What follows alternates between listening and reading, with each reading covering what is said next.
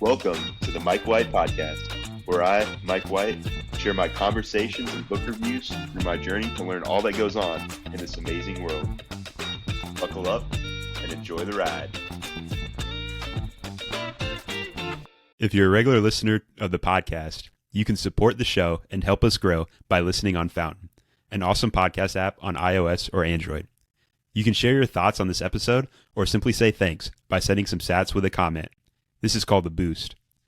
Getting started is easy. You can top up your Fountain wallet with a bank card or any Lightning wallet. Oh yeah, and you can earn sats just by listening on Fountain and being an active member of the community. Visit fountain.fm to learn more. All right, welcome back to the Mike White Podcast. Today I am joined by Giron, a former collegiate wrestler, MMA fighter, and now he is a hardcore Bitcoiner. Met him at BitBlock Boom. And thanks Ed for coming on the show today. Yeah, no problem, Mike. Happy to be on here, and you froze up a little bit, but just glad to be on the show. Yeah, I saw that. I think this might help.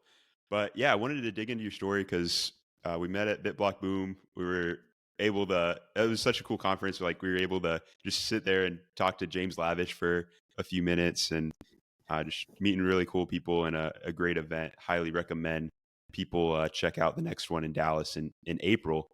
But I started learning about your story and the fact you got the cauliflower ear. So I knew, okay, don't mess with this guy. This guy's legit. I was wondering how you got into wrestling and ultimately made it to be the captain on your collegiate wrestling team. You there? I think yeah, Mike, you cut up a little bit. That's all right. Yeah, what I heard was how I got into wrestling and I guess to the fighting. Yeah, growing up, where you're from, and yeah. So I'm from Long Island, New York. You know, I started wrestling in middle school. Never really played in childhood sports before that, and never really took sports seriously until middle school. But I found wrestling, and it led me. It was probably the best decision I ever made. You know, it taught me a ton of important concepts you need through life, such as like mental toughness, perseverance. It's a brutal sport. You know, obviously the older you get to high school, then you get to the college level, and it is not an easy sport. You got to focus on, the weight cutting aspect. You're out there pretty much trying to inflict pain on other people. So it's not an easy sport, but it teaches you a lot of life lessons that end up translating over into different areas, especially, like today in our niche, which, the Bitcoin space, where you're fighting against the state. So it translates pretty well. Yeah. And like you said, the discipline aspect of it and ultimately self-responsibility, accountability, discipline, or ownership type thing. I really like, I think sports in general. Radical ownership. It's the cool thing about wrestling and MMA. It's one-on-one combat. So you have no one to blame but yourself. Once if you win or lose, you have great coaches, teammates that help you get there. But once you step on the mat or in the cage, it's you versus your opponent. And ultimately, whatever happens in there, it comes down to you. So it definitely teaches, radical ownership over outcomes and discipline, because you have to live a super disciplined life. You have to watch what you eat.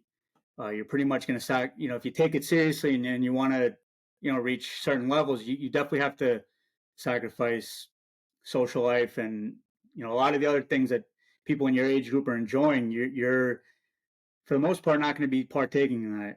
I remember in college, I had a good time, but most of my focus was on wrestling. I honestly didn't, the hard thing about college is you have to get good grades and, pass all your classes. But at the same time, I kind of like to think my major was wrestling with, everything else was secondary, which is you probably, your parents and teachers don't want to hear that, but that's how I saw it. And yeah, you have most people going out, socializing, really embracing that college experience, where to this day, college wrestling is probably still one of the toughest things I've had to go through. 4 years of, for me, the weight cutting was probably the hardest part.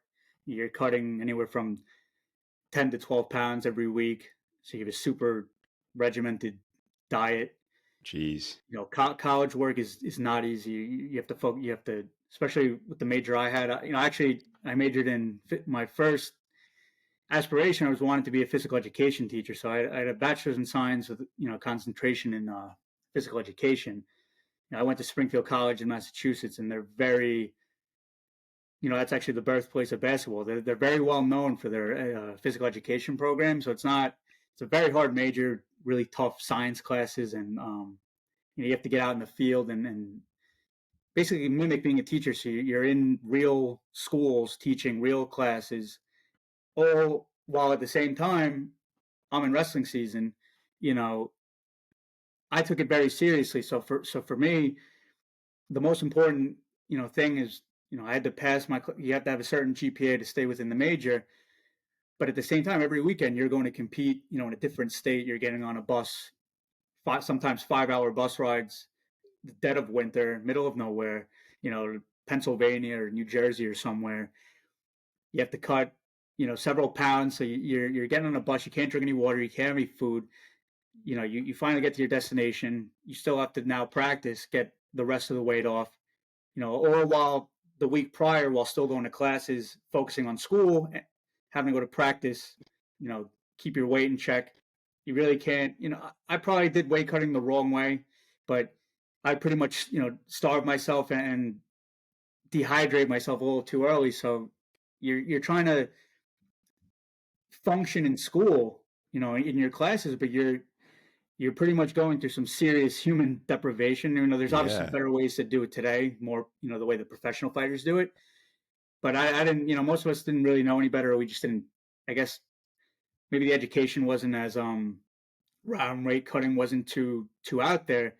But yeah, it's, thinking back, it's definitely one of the hardest parts of, I guess physically things that I've done. It's college wrestling. MMA was a different animal, because when you're fighting, you get a fight, but you know maybe months in advance. Whereas in wrestling, you have a tournament every weekend, and sometimes a dual meet, which is a team versus team in the middle of the week. So you're constantly having to make weight, juggle classes, juggle your weight. So yeah, it definitely teaches mental toughness, radical ownership, discipline, focus. Highly recommend if anyone has plans to have kids, definitely have them join wrestling. It'll build a great foundation that'll serve them in life, because all those things you learn, they definitely translate over to other areas that are of life. When different challenges come up in situations, that mental toughness, that perseverance mindset, it absolutely comes into play. It's a different situation, but ultimately the same principles. And it's a total practical skill too. Like when you going out and navigating through life, if someone tries to attack you, like you need to be able to defend yourself. And I mean, I played a lot of baseball, but that does me no good when someone comes and tries to mug you. Yeah, I mean, Uh, I like to think like every man should probably know some basic combat, self defense. You never want to advocate for violence. You never, you want to avoid any violent confrontations at all costs, no matter what. Even if it, most of the times you'll hear, you'll see people out, in a social setting, maybe they're a little drunk, and they'll start saying some things. You never want to go to combat just from words. You have to have the ultimate, I guess, discipline and self control to not allow, it doesn't matter what they say. Ultimately, they're words. You can walk away, do everything you can to de escalate the situation, but there's going to be times, hopefully, you never have to encounter this, but, someone might attack you, some might, they might strike first or something. And if you have no idea what to do, Twitter's pretty doomy, as we know, but they've been, their algorithms have been showing a lot of fight stuff. I don't know if you've had the same yeah. experience, No, it's but crazy out there. there's a lot of crazy things out there, and I think you want to know some basic self defense. It's you want to be civil, but with the capacity for violence. Civil, nice person, respect everyone. But if God forbid a situation arises, you don't, you want to be able to take care of yourself or your loved ones if you have someone around you. I think Definitely. there's that quote. I don't know if it was Bruce Lee or said it or something. It's like you'd rather be a gardener in a war. It's I forgot the exact quote. It's you don't want to be you'd rather be a warrior in a garden than a gardener in a war. I don't know if that makes sense, but it's Okay. you know what I'm saying. It's like No, I you're like it. Yeah. peaceful, but if something happens, you're ready to go. So it's luckily in my MMA experience, I said I was from Long Island. I trained with Team Cerro Longo. They're notable for having some of the best fighters on the planet. A lot of them in the UFC. I had the pleasure of training alongside of the former bantamweight champion Aljamain Sterling. It's funny Jeez. because we're both from Long Island, and he wrestled for Uniondale, which is a high school here on Long Island, and so I knew him from high school. Then he wrestled up in Cortland, and I wrestled for Springfield, so we'd see each other at tournaments. And he ended up making the trek to Longos. I remember I was texting him, you gotta come check out our gym. If you're gonna move back to Long Island, this is the place to be. And now, long story short, he came one of the best bantamweight, UFC champions of all time. How, There's some other, Chris Weidman shocked the world, knocked out Anderson Silva. He was from our gym, another collegiate wrestler. You'll notice a lot of the best fighters in the world always have a wrestling background.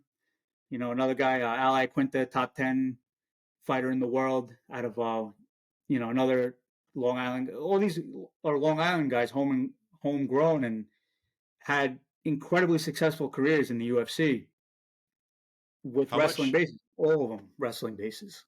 Yeah, and how much does that community aspect of people with shared values and goals working together like help you? I know even in college you're saying it's a whole team. It's an individual sport, but you have a team of people that are all irritable, probably cutting weight, doing the training. How important is the community aspect in becoming a really really good fighter? It's super important. It makes it a lot easier to, I guess, go through the suffering you have to go through. Because it is a single person. It's a single person competition. But when you're on a team and other people are having to go through the same things you are, it makes it, I guess, more tolerable. Because if you were surrounded by just pure people partying and enjoying the college experience, and you didn't have those, like, that band of brothers around you, going through the weight cutting, going through the injuries, the setbacks, having that small knit community of like-minded individuals all moving toward a similar goal is it's super important, and it definitely helps you get through some of the tough times. Like, sport wrestling, in my opinion, and fighting, MMA, you'll have the highest of highs and the lowest of lows, because it's one of those sports where you dedicate everything. If you take it seriously, you dedicate you dedicate everything you have to it. You sacrifice a lot of stuff. So sometimes, that you'll there'll be times where you don't reach your goal. Let's say you don't, become a champion, or you lose a certain fight that you trained, so hard for. It can be pretty devastating, because all the work you put into it, and to come up short, because you slipped to the left, and he caught you on the chin, and it was lights out. A fight can end in a couple of seconds. It could be a full 25-minute round or 15-minute round, bloody war. So it's one of, but then when you do hit your goals and you do win, it's some of the most euphoric feeling I think someone can experience, is that, getting your arm raised at the end, and having really battled through. Sometimes that adversity comes in the fight where, someone will catch you early. Maybe they'll be getting the better of you, and it flips a switch off, and you dig deep, you reach those depths of mental toughness, and you pull out a win. That some of the highest of highs, best feelings in the world. But same is true on the opposite side, when you're on the other end of, let's say you're doing everything right, you're winning the fight, you get caught. It's devastating. So it teaches you how to manage those emotions, how to come back from setbacks. All that stuff translates really well into the business world, because a lot of times the the business world, it's brutal, startups and putting everything in, to a business, and let's say you fail. It's a constant. It's learning how to fail, learning from everything. It's so I can't recommend enough. People at least try. Learn some basic self defense. It's good to know, and you'll pick up some traits along the way. Because when you go to a fighting gym, even if you're not competing, but if you're just there to learn, you're going. It's not like the best of the best fighters, at least in my experience, they're training right there with you. They're not like celebrities. They're friendly. They're just like everyone else. So you could be training alongside some of the best fighters on the planet. So it's not necessarily that you have to learn to fight and compete in fighting, but you could be going and training and watching, emulating these top fighters, and it's it's definitely super important to challenge yourself. Everyone has different likes, but yeah, I think in today's day and age, if it doesn't hurt if you're a man to learn some combats. I mean, if you're a woman too, if you I respect the women fighters, they're incredible. Whoever you are, everyone should learn some basic self defense and ways to defend yourself. Yeah, and it's one of those things that, like you were saying, how emotional it can be is I can't imagine just the daily grind you have to go through. And people see the few minute rounds, the final fight, but all the practice and prep work that have been going on for like months even to get to that point. I think that makes it so special. And I was wondering what would you say is your proudest moment there in your fighting career from wrestling to MMA? Was there one thing that you were most proud of? The most proud for me definitely happened in college wrestling. So it was the national qualifier. It's a pretty crazy story actually. 23 days before the most important tournament of my entire life, that at the time, that was the thing that it was the only thing I really cared about is becoming a champion and qualifying for the national tournament. But 23 days before, I had a pretty severe injury. We were in the wrestling room, and 285 pounders actually, they were wrestling. They pretty much collided into the side of my knee. I had a severe MCL injury and slight tear to the meniscus. This was 23 days before. Jeez. Everything that I'd ever, from, you could argue, from high school to that moment, was my senior year, all accumulated to that tournament. That was the only thing I remember thinking, like, if I go to that tournament, do what I need to do, and I could die the next day a happy man. We have silly thoughts when we're younger, but that was the only thing. That was everything that I had worked for. 23 days, severe injury. I was on crutches. I couldn't train. I couldn't wrestle. Somehow I managed. I was on. I was confined to an Airdyne bike. I couldn't do anything. So I just really had to go to a deep place mentally and think positively and try to rehab as best I could. Long story short, managed to get to the tournament. I'm in a giant knee brace that covers it's a metal knee brace, covers pretty much my whole leg, all wrapped up. I had no mobility. I didn't wrestle one single time before the most important tournament of my life. My body was on at 50%, let's say, because if you're a wrestler, you understand you need that kinesthetic awareness, that half a second response time to move, to attack, sprawl, takedowns.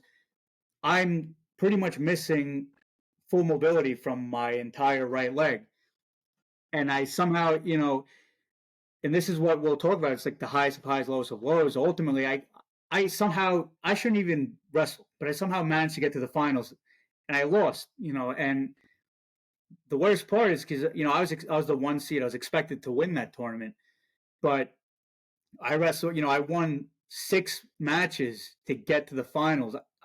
I had beaten people that I had lost to during the year. Absolutely somehow found a way to get to the finals. Ultimately came up short, taking second. And it was pretty devastating.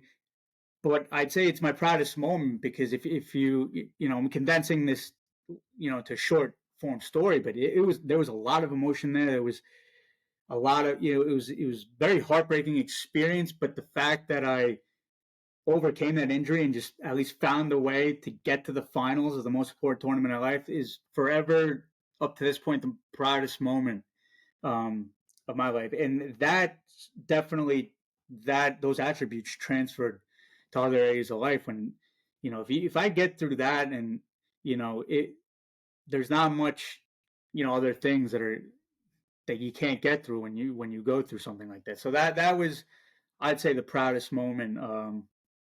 Even if it's sports related, it may not seem that important, but I guess it's the perseverance and that emotion to get through something like that. That's incredible. I mean, a torn knee and you make it to the finals. And I completely think that's a great life hack to have too, is to be able to detach and put things in perspective and say, I went through this, all that pain and agony and still made it through. And I can do anything. Like there's nothing that I can't recover from. I can't imagine how mentally beneficial that is. But I was wondering, like, what that the day of, you find out that it's actually a torn knee. So I'm sure you're worried right away. I'm sure you could feel it. How do you emotionally and rationally think about that injury to get yourself ready Yeah, to the when it first happened, I was devastated. I thought I was done for the season. It was such a horrific feeling of painful, because so I just picture 285-pound, muscular monsters, literally full force going to this. I'm surprised my leg didn't snap in half, to be honest, because it was that much of a blunt force. Because when you're in a wrestling room, you have, you'll have, I guess, the lighter weights, they'll go out and wrestle first, and the heavier guys will kind of make sure no one bumps into each other, and then vice versa. So I wrestled at 133 pounds, so I was one of the lighter weights, but so the heavier guys were out there wrestling. So you go out there and it's called safety reffing. And you're kind of standing in between people. If you see anyone getting too close to each other, you kind of make sure they don't hurt each other. But what happened to me is I was watching one part of the room, and then I got blindsided on the other side. I guess no one was watching, but yeah, I basically had two guys just collide into the side of my knee. So I remember I dropped to the ground. It was hysterical, because probably to this day one of the worst physical pains I've ever felt in my entire life. And everything going through your mind at that time, it wasn't even the pain. It was everything you worked for is probably gone. Like, you're probably done for the season. There's no way you're going to be able to get up and go and compete in the national qualifier. You're 3 weeks away. And that is all the things that are going through your mind at that time. I was on crutches for a week from that point. And in your mind the entire time is like, how the hell are you possibly going to go and compete in the hardest tournament of your life at, when you can't even walk? And but something in there kept saying, like, there's no way this is it. Like, I have to keep going. I couldn't wrestle, couldn't do anything. I maintained my weight by, I'd be on certain cardio equipment with one leg propped up, trying to move the rest of the body. Very strict dieting to make sure I didn't, put on too much water weight. And somehow I was able to show up to that tournament. But yeah, when that happened, complete devastation. I fully thought that everything, that I'd worked up to was over at that moment. The second that you feel that, that when I felt that hit to the knee and you're on the ground, and everything racing through your mind is all that proof of work is gone. yeah. Gone. But why I say it's my proudest moment is overcame from thinking it was all over to the finals of the most important tournament of my life. So yeah, it's super emotional point when that happened. No, that's amazing. And then it makes me think of one thing I think a lot of people struggle with, and uh, I don't know what the right answer is. I want your take. Where for me, baseball. I loved baseball growing up, and eventually it gets to the point where I I realize I'm not going to play in the major leagues. Like I'm not. Uh, my baseball career is done, and that was everything. So then I have to figure out what's next. And I think that everyone gets to that point more or less with some things. And I mean, you were on friggin' top of the world, uh, collegiate, just dominating, and that was your life. And you graduate college and you got to figure out what's next. How do you approach Yeah, that? well, I had a very similar circumstance because after college wrestling, my main, I started MMA fighting, and my main goal was to be in the UFC. That was so the same way you wanted to get to that elite level of baseball. I wanted to get to that elite level of fighting, but it was ultimately I battled so many injuries. Like that senior year experience was one, but it's I've always for whatever reason. I mean, we create our own reality, but all the times I had a major important tournament coming up, like the other national qualifier in wrestling, I had the same thing. I broke a rib 6 weeks. It was 6 weeks before. I broke my nose in the first round of that tournament. Somehow managed Jeez. to come back and take fourth. I was a bloody mess. I broke a rib for whatever reason. Every time I had to go and compete at that was the highest level at that point. It would be against some severe adversity, and then so when you get to the MMA, my body, I had a lot of injuries, so it was difficult to I guess keep competing. But one of the main reasons I had to start pulling back was MMA at that time was illegal in New York. So anytime you had a Mm, fight, you had to go to another state such as New Jersey or Pennsylvania, and it wasn't a big deal. I didn't mind doing that, but there was a couple of I had a bunch of fights get canceled in a row, and you're getting older, and as more like real life responsibilities start coming in, you have to start making a decision if that's the path you want to go or not. I ultimately love training martial arts, but as far as competing and the weight cutting, uh, I started to pull back and you get to that same moment that you went through where it's like you're not gonna do that and you have to start shifting towards something else. And that's another devastation because I never again, that second place in wrestling, it never reached where I wanted to be, which is, champion. Same concept in fighting is you want to reach a level, but that's another, I guess, that's another, point, I guess another failure you could call it. But it not, it's you reach a level where you didn't get to where you want to be, and it's how do you respond to that? So that was another difficult moment. I remember, once I realized I wasn't going to keep, and there was a lot of guys coming up at the time that were with me that are now in. One of the guys, he's one of the best in the world right now, is Marab Valishvili. He was right there with me. I think he's like second he's second ranked bantam, or second or third ranked bantamweight in the UFC right now. He wow. was right there starting along with me, and I watch his career. He is an animal. We were training all the time together. Him, Aljo, and these guys went on to do incredible things in the UFC.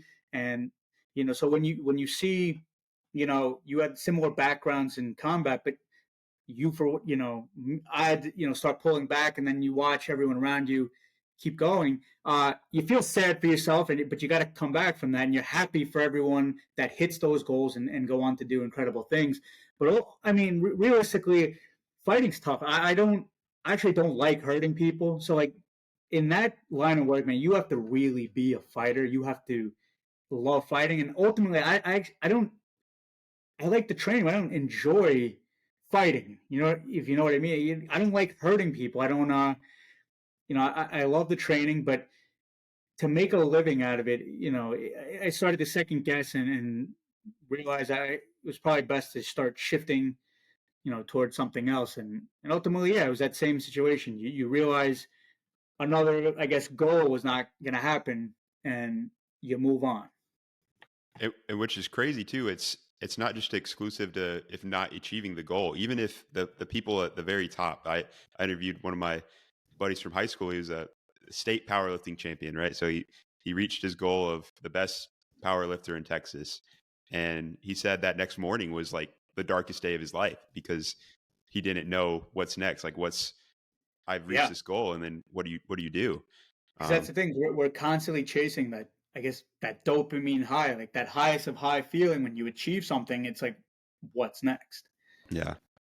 So how did you get into finance? How did you shift to finance?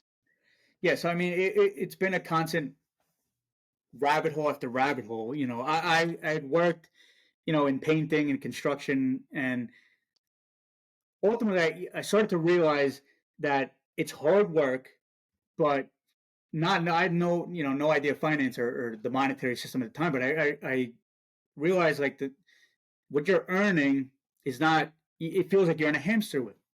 Like, and I'm a frugal person. I was very responsible with I saved and did all the things that you're taught to do. But it just seemed that all the things that, you aspired to just kept feeling further and further out of reach, such as buying a house and all these things when you're, younger. And it's like, I'm working all these hours and it just seems, oh, I get a raise. And then it seems like everything just gets more expensive. So ultimately I said, I got to see if there's, a different path here. An opportunity came to work in financial services, and I figured this stuff seems pretty complicated, but I'll give it my best shot. And I think you cut out long there. story short, I just devoured as much information on the first rabbit hole is traditional finance. And I passed all my, my investment licenses, on the first try because that same wrestling MMA mentality of being focused, disciplined, and obsessed. I just translated it to finance, where I went from knowing absolutely nothing about finance to devouring 700-page books on, John Bogle on mutual funds and all these things. While working full time, right? Yeah, while working full time, Nice. I'm listening to podcasts. Luckily, at my job, I had the ability to listen to podcasts while working because it was you're working on autopilot but still listening. I turned my car into a classroom. Driving to work, podcast. Driving home from work, podcast. Walking the dog, podcast. Just constantly learning and self-educating. And then when I'm home, reading as many books as I can. Robert Kiyosaki and all these things. Rich Dad Poor Dad. I think Corey mentioned it on your other podcast. He was huge in my awakening. But even before I got to him, it was just the basic, finance things that they teach you. So I passed all my licenses, became an investment advisor. You're selling you're working for a brokerage, you're selling mutual funds for some of the biggest mutual fund companies in the country. But then the next rabbit hole comes. So ultimately, that first layer, you're happy. You get to that next step. You're in a line of work that it gives you the ability to earn a lot more. But certain things started not to add up, and you start going down a rabbit hole, which most people in the traditional finance they're selling. Not to disrespect, most people don't know, but or they just turn and look the other way. You're selling products that ultimately benefit Wall Street and not the client. And I'm not saying people do this knowingly, but it's just the way the system is set up. Most of these mutual funds are full of, they basically have the same companies inside. They're overcharging. They're, full of all these hidden fees. Yeah. The fund managers most of them, if not all of them, can't even beat the S&P 500. So certain things started to click to not make sense. It's like, why am I selling these financial products to people because on the other end, I'm learning at this, reading and learning as much as I can, where if you just put money in an index fund, you'll outperform all these fund managers, and it's much lower fees. So eventually, I got to a point where I can't really do this anymore because it's just not morally right when there's a better option out there. But when you work for a brokerage, you can only sell what your brokerage offers. You can't go out. Let's say there's better products outside of what your broker offers. You can't sell those products because it's called selling away. So me being a competitive person with my wrestling mentality background is like, I want the best of the best of the best. But if you're dissecting these products and looking into them, and you start to realize like it's not the best. So how can you look someone in the eye when you're not offering them the best you possibly can? And this is still like this isn't even as deep as the rabbit hole. This is like that first layer. So ultimately, I got to the point where I didn't really want to do it anymore, and Yeah. I relinquished. I didn't renew my licenses. It's funny. Peter Schiff actually did a podcast. He's letting all his FINRA licenses expire because he's sick of it. But yeah, I let all my licenses expire. I figured the best thing the average person should do is just put money in a long term index fund, and the market just goes up 8% a year. Easy.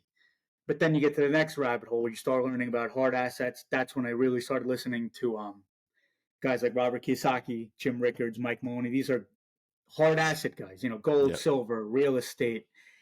And then you get to the point where it's even the index fund starts not to make sense because, when you start understanding that money supply expansion at M2, you overlay that over all these indexes, you're dancing in place. If they expand the money at 8% a year, and the S&P goes up on average 8% a year, yeah, in nominal terms, your wealth went up, but in real purchasing power terms, it didn't.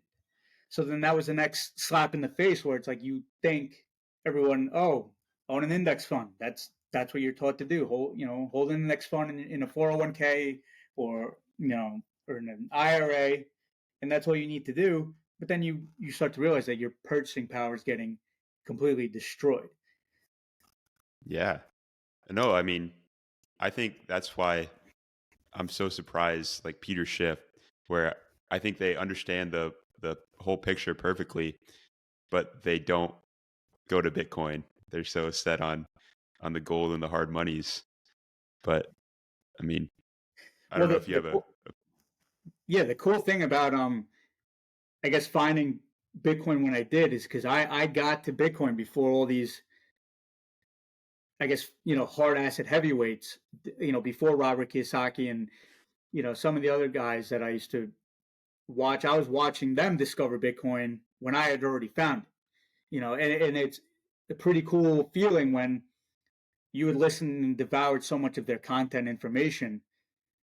You get to, you arrive at Bitcoin, and then you start, further down the road when Bitcoin was really on everyone's radar, you start to see them starting to get there, ask questions, and then they're having Bitcoiners on their podcasts.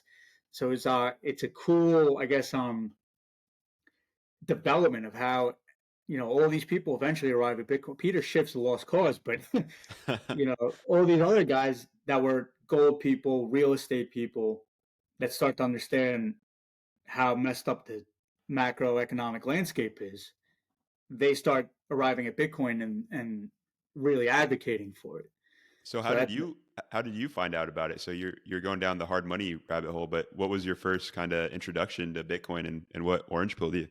yeah. Well, I remember first paying attention to Bitcoin in 2017. I watched that bull run from like 3,000 to 20,000, but I didn't understand it. And at that, because I was so traditional finance minded at that time, I just observed. I watched the frenzy, and then ultimately it crashed from 20 back to 3. And I was like, well, I was right. Glad I didn't, get caught up in that. And I really never paid attention to it until, I had subscribed to an investment newsletter in January of 2020, and it had all these different, you know, investment strategies. But part of it was it had like a small crypto section, and I was like, you know what? I tried to understand the Bitcoin thing the first time around. It was too complicated. But you know what? Let me give it another shot. So I started going through their, reading their reports and watching their videos on it. And obviously, it starts with Bitcoin. But because I was so traditionally finance minded, I only saw it as an investment. I didn't understand money yet at this point. I didn't really understand all the intricacies of the monetary system. To me, when I was reading that, I just saw it as an asset to make fiat up and number go up or down. Yep. That's how most traditional uh, financial people look at these things. And then it doesn't really separate it from all the other crypto stuff. But I knew it. But the good thing is they did explain Bitcoin as an important hard asset. Didn't really describe it as money, but it is a hard asset.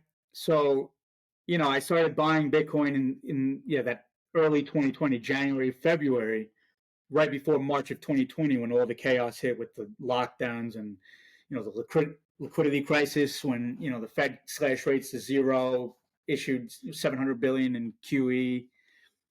I had Jeez. started buying Bitcoin right up to that point, and I discovered Andreas Antonopoulos, his old podcast. I started reading his books, and he was the my first. After that investment newsletter, which didn't was good, but from there I found Andreas, and I became obsessed. And started devouring his content, and started to make more and more sense. Then I found Peter McCormick's podcast. What Bitcoin did. Started just binging those episodes, and you just keep finding more and more, and it just sucks you in. I will say it took me a while. It took me at least a year. So I started in that January, February 2020 from my first Bitcoin purchase to probably 2020, 21 after the everything pretty much collapsed, to really understand the difference between Bitcoin and crypto. And it took an insane amount of work to get to that point, thousands of hours easily. But yeah, that's how I arrived at Bitcoin, was from some TradFi newsletter, and then it's like an electromagnetic force that just sucks you in. I can't even explain how it happens. So even before Bitcoin versus crypto, what was your comparison of, like, how did you decide that Bitcoin is even better than these precious metals, that Bitcoin is money? So when I was reading about it, it does lay out, because I was not a gold bug, but I was definitely a gold guy, because I was, down that hard asset rabbit hole. And, but you just it starts to make sense. We're in the world's going from analog to digital, and you just see it's like, it's true. Like, if I need to take, let's say I have gold, I need to, go somewhere, go to a different country or something. You can't take gold across, borders. You can't, if you need to move any significant amount of gold on a global level, you need guys with guns, massive industrial ships to move it, trucks. There's a lot of friction to moving gold. And then ultimately, what clicked for me was the cash settled futures market. They Paper gold, it can be manipulated incredibly. I think that actual price of gold has been so suppressed because they're selling a bunch of contracts on the same ounce of gold. So Yeah. ultimately, it's completely controlled. Even if the actual metal in your hand itself has a ton of great attributes, it's completely captured by the TradFi system. So when you start to understand that Bitcoin doesn't, it one of Bitcoin's best attributes is that it doesn't exist in the physical. You can move it anywhere on the planet by memorizing a seed phrase. That if it ever came, eventually I do see at some point they're going to start doing, once an ETF gets passed, I'm sure they're going to do cash settled futures. But the biggest difference is you don't have cash settled means you don't have to take physical delivery of gold, which is how they can manipulate it. But Bitcoin's digital. Anyone can Yeah. accept Bitcoin to a wallet.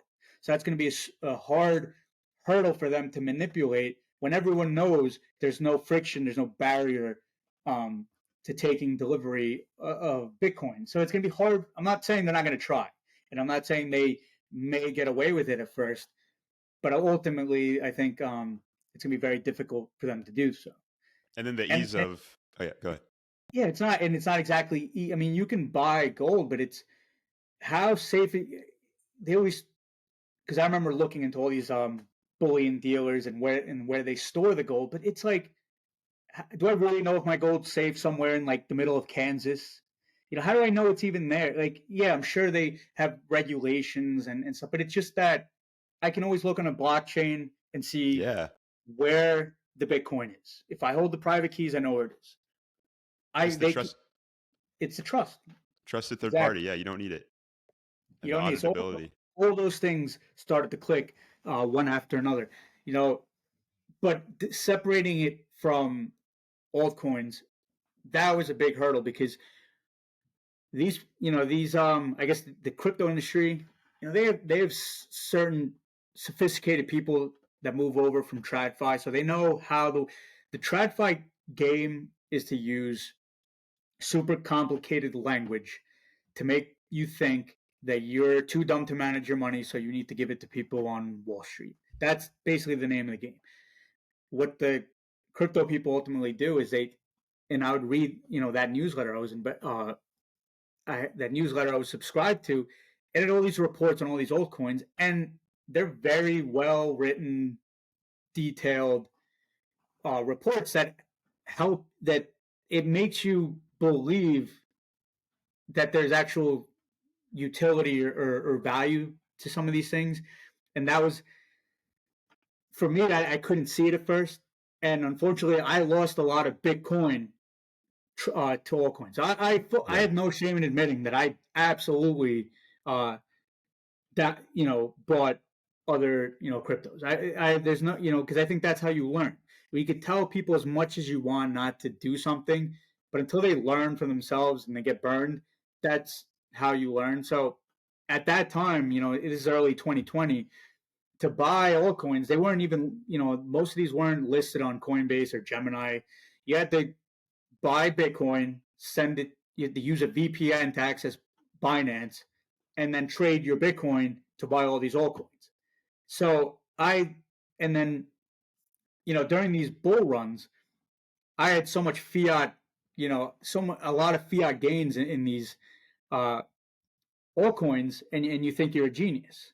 It's all off the back of the Fed's money printer, but at that you never, no one ever knows when it's going to turn against you, and that every human has a greed aspect. So you think you're the smartest guy in the room.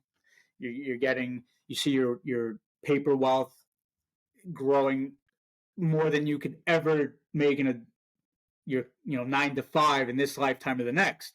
So it's hard to see, I guess, the forest for the trees. So in order to sell those altcoins, there's no real liquidity. So that's why you lose your Bitcoin to these things, because now I guess now it's easier for people because a lot of them are listed on Coinbase. But at that time, you had to buy Bitcoin and you sell all your Bitcoin to buy these things. Luckily, I walked away from that with a good amount of Bitcoin, but when in Bitcoin terms, I definitely lost a lot. But that's how you learn. Yeah. I think I love how people say Bitcoin is rules without rulers. And then you go to the altcoin space and there's no altcoin that I found that is even close to as decentralized as Bitcoin. Yeah, And no, it just seems like you're playing more fiat games in these new digital blockchain packaged, coins, but they're really no different than fiat, with them being able to change the rules, very difficult to audit, and nothing is as pure. And Bitcoin may be dumb and slow, if you want to call it that, but it's superior money. it's money, and that's like the toughest part is when you're talking to, I guess, people who aren't in the space or no coiners. You have to basically, a simple way to explain it is these other layer one cryptos are pretending to compete with Bitcoin for money. When you have that, the blockchain trilemma, they say, decentralization, security, and scalability. None of these layer ones hit all, they lose the most important ones, which is decentralization or security. Yeah, they're scalable with transactions per second, but the most important thing is decentralization. You can't have decentralized finance on a centralized blockchain. So when people haven't dug into the weeds, they don't understand that. And then you have the rest of these other, coins that I guess you could divide into two camps. They're both technically unregistered securities because you have a group of, you have an investment of money into a common enterprise or a group of people with expectance of return with a gain. So you're expecting a gain from your investment. I'd say half of that group is well-intentioned. Well, not half. A part of that group is well-intentioned people working on providing value in some way or solving a world problem. But the problem is they're building on a foundation of sand, which is take your layer one that you're building on top of that's not Bitcoin, you're building on a foundation of sand. So you could have all the best intentions of the world, but if your foundation is built on sand, it has no real potential. And then the other group is just outright frauds, preying on desperate people and degenerate gamblers to use them as exit liquidity. So it's hard to understand for no coiners who just don't. They're just buying these things to hope to get rich or whatever. But it's. I'd say those are three categories that I guess make it pretty. What do you think? Do you think that's a pretty simple way to explain it? I think it's great, and everything comes with a trade-off. So if you are going more scalable, like there is a consequence when it comes to decentralization, and there is. I can't imagine. I haven't seen anything that can make those changes, those trade-offs, without sacrificing from decentralization and security. Which brings me to, I think, the last topic I want to cover is custody solutions now with Bitcoin, because that gets kind of complicated, and there's different trade-offs to having it on exchange, having it on a hot wallet, a cold wallet, a lightning wallet. How do you approach the proper custody solution if someone comes and asks you, hey, I want to start buying Bitcoin? So I mean, it's gonna depend because you have. So for example, if someone like us who's put in so much time, so much energy into this space, you know how valuable Bitcoin is, and you'll do everything in your power to protect it. But for someone who's kind of maybe dabbled or they don't fully understand how important Bitcoin is for the human race, they're always going to want a custody solution because that's how that traditional financial system is engraved in us to offset our risk to other people, someone else's problem. I'd say I think it's super important. Everyone should have their, I guess their main stack in cold storage. A lot of people hate on Ledger, and they've done some things.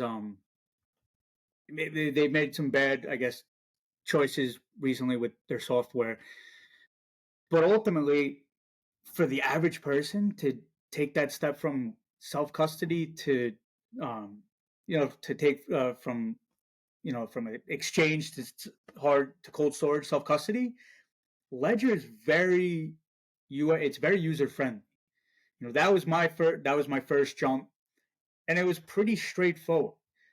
So I think sometimes we have to, yeah, you can ask the tough questions and be tough on companies, but you have to understand that most people aren't. They're just not ready to take that self responsibility for something they don't fully understand. It's so easy to have a Coinbase or a Gemini account, see what you think is your Bitcoin on there, and not, it took me a while to actually, once I was ready to go to cold storage, everyone remembers their first time they send their Bitcoin over. You're a nervous wreck, but I think once you make that hurdle, you have that first bridge should be very user friendly. Uh, I think it's okay to have, some Sats and a custodial wallet that you can use to build the Bitcoin economy. Whether it's I remember donating to the truckers in Canada, or to HODL, whatever things come up. It's always good to be able to send some quick Sats to make donations, or even buy things in the Bitcoin economy from Bitcoin companies. So I know a lot of people say, oh no, you gotta HODL, but if we want this, space to grow, yeah, you have your main stack that you have in cold storage. It's okay to have some Bitcoin and non-custodial solutions to participate in the economy. And then if you're someone who's done the work and you're, let's say, a head of household and have people that depend on you, I think multi-sig is a very good solution for that, because if you're the only one who understands Bitcoin, you're the only one who has the private keys, and something happens to you, well, if your wife and kids have no clue, then I mean, it's an unfortunate situation uh, for them. So I think everyone should definitely make that first jump. I think ledger's super easy, but then yeah, all right. Eventually, you learn more. Then you make the jump to cold card a little more. It's a more you got to learn a little more, and it's a little more of a hurdle, but it's important. All these things have risk, but yeah, Yeah. that's at least how I think of it.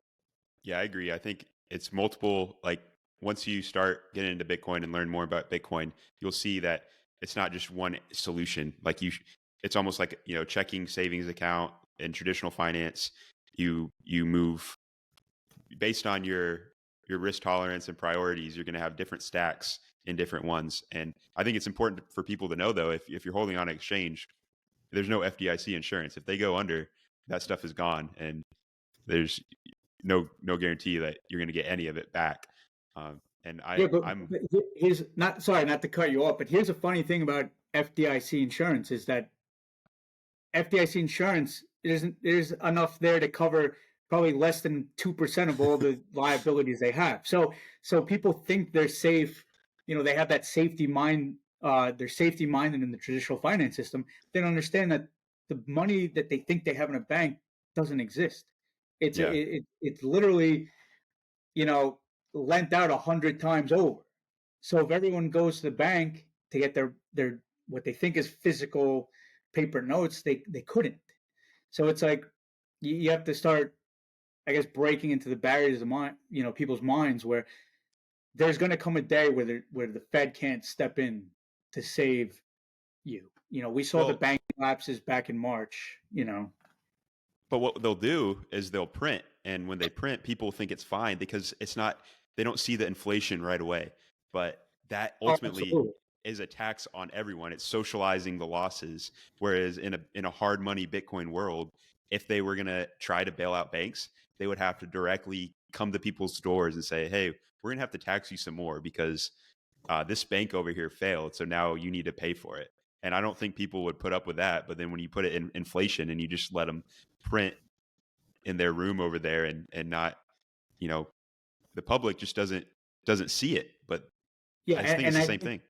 and I think that to quickly touch on like probably one of the most important takeaways some people can have, the biggest misconception people have of all the success, stocks, bonds, real estate, or currency derivatives, as Michael Saylor calls them, all that success for the last 40 or 50 years have been based mostly on the Fed's ability to come in and save the day. 1987, 1987 Black Monday, 1998 long-term capital management, hedge fund that blew up. You had the 2000 dot-com bubble, 2008 GFC, Great Financial Crisis. Every single time the market has gone down, the Fed has always been able to slash interest rates and print, come to the rescue either by slashing interest rates or printing money. And you put that alongside of 40 years of declining interest rates. Interest rates peaked in 1982, so you've had a steady decline of easy money. Those two recipes, so all this recency bias, you know, that we have on how things have been it's dramatically going to change going forward. You're going to need to look toward those outside the box assets, hard assets like my opinion, Bitcoin's the absolute most important, best solution to these problems because these are all non-bearer instruments, and people keep they just we have this complacency here in the U.S. or the West in general that things are just going to keep going as they have. But if you look at the macro landscape, you'll see that the reason the Fed's been able to do that is slowly being taken away. So, yeah, can they kick the can a little longer? I'm sure. But the day will come. And I'm not one of those people who thinks it's like decades from now. I'm more in the camp of I think we see major credit event by next year easily with all the things going on. So that will be significant. And I think our ability to keep just the status quo it's going to be completely taken away. And a lot of financial advisors they don't back test their models. They don't realize that that period that I just described is an economic outlier over the last 100 years. Okay, the 60-40 actually doesn't work most of the time over the last 100 years. So all these models and things that we've built on that have worked for our parents and grandparents, it's not going to work for our generation. People in their 20s, 30s, that playbook of just buying and the stock market and holding some bonds and maybe some cash flow in real estate, all of that was built off the Fed's ability to come in. The day's coming where the Fed won't be able to. So you have to look at things outside the box. Bitcoin is obviously the apex. I completely agree, and I think we could go a whole nother hour. So maybe Easily. we'll have to do another episode sometime. But Ed, yeah, it's thank you so much for coming on and sharing your yeah, story. with like-minded people, when you start talking about things, you can go for hours and hours. But I know it's you got to keep it structured. But I think that's an important thing that everyone definitely needs to understand. Yeah, it's great stuff, and that's another thing about conferences. That's like going to Bitcoin conferences is pretty much having this type of conversation for 3 days straight, and it's great. Yeah, and in fact, to people listening, I'll say I was one of those people who never really went out and went to conferences. I was more. I'm pretty introverted, so I just like to listen to podcasts and take notes. But I cannot recommend enough just making that first jump to getting, even if you don't know anyone in the space in person. Like I didn't know anyone when I went to BitBlock Boom, and I just I made the jump. I went, I met you, met a lot of other great people, met some of the the big names in the Bitcoin space, super friendly, helpful, incredible networking events. You get out there and see different Bitcoin companies, the things that they're working on, putting out. I think it's super important if you haven't made that jump to get out there and go to a Bitcoin conference and really get in the same room with like-minded people. You're doing yourself a disservice. I can't believe it took me so long, but I'm glad I finally did and plan to keep doing it. So yeah, if you're listening to this and you haven't made that jump yet, I can't recommend it enough. And we got BitBlock Boom during the halving in April, so that's in Yeah, it should Dallas. be fun. I highly That recommend. should be fun. You got the macro environment and the halving all coinciding, so it's gonna be interesting how these things meet. It because you never really. I don't think we haven't had a halving event with all the chaos in the banking system and all that stuff going on, and the ETF around the corner. I mean, I'm not a real fan of the ETF by any means, but I think it's any exposure to Bitcoin in the eyes of other industries is helpful to Bitcoin. Another thing I'd say, closing too, is the only thing that concerns me with Bitcoin is the infighting. I understand Bitcoiners are, you want to ask the hard questions. You want to make sure, people are staying true to the Bitcoin ethos, but there's going to be different companies that some have to work with traditional financial rails. They're going to have to abide by certain rules, but it doesn't take away from the fact that they're getting other people exposure to Bitcoin with incredible informational content. You can have those type of companies and at the same time have other companies that are working on the anarcho-capitalist, privacy tools that want nothing to do with that system. Both of them are necessary. But when we get this infighting in the space where you're trying to take down company and sabotage them, it does no good to the big picture. And if you really understood the importance of what Bitcoin means to the human race and what it's fighting against in the form of more and more state overreach, basic tyranny, if you really want to call it what it is, you can't have that infighting. To people watching this, try and do your best not to be so divisive and understand there's all these different parts of the Bitcoin, I guess, community. They're all needed because you need it. You need the numbers and you need unity if you're going to have any chance of fighting what I think, these people are trying to do. Yeah, Bitcoin is for everyone, and like Corey from Hodler's Official, who's got the Bitcoin jerseys. We're all on Team Bitcoin. But thanks so much, Ed, and yeah, we'll have to do it again. Thanks for listening to another episode of the Mike White Podcast. If you enjoyed that podcast and you want to join Team Bitcoin, you can get yourself your very own Team Bitcoin Genesis baseball jersey at holdersofficial.com. I had Corey Secord on episode 49, and he's out there making a couple of those baseball jerseys, a white option or a black option, that I think every Bitcoiner ought to have. And you can use promo code Mike at checkout to get 10% off your order.